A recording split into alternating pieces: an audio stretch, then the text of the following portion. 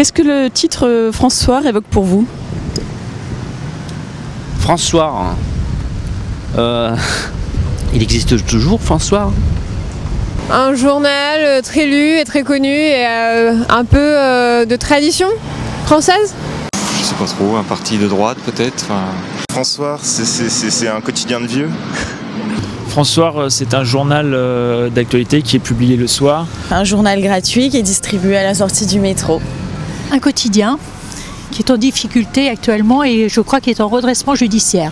François, c'est un titre qui m'évoque l'actualité nationale, internationale, mais avec une prépondérance quand même pour une petite actualité people, je trouve.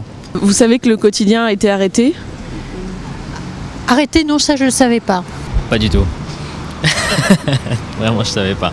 Oui, je sais. Je savais pas qu'il avait disparu en décembre, je lis plutôt d'autres journaux et pas celui-ci. Ouais, c'est vrai, ça me rappelle un truc. Oui, et ensuite il y a eu la Tribune, mais ils existent toujours. Et maintenant ça réexiste, François? Oui, il a été arrêté. Ce que je me souviens, c'est que maintenant il paraît que sur Internet. Je suis tout à fait navrée qu'un des quotidiens de la presse soit aujourd'hui sur le carreau.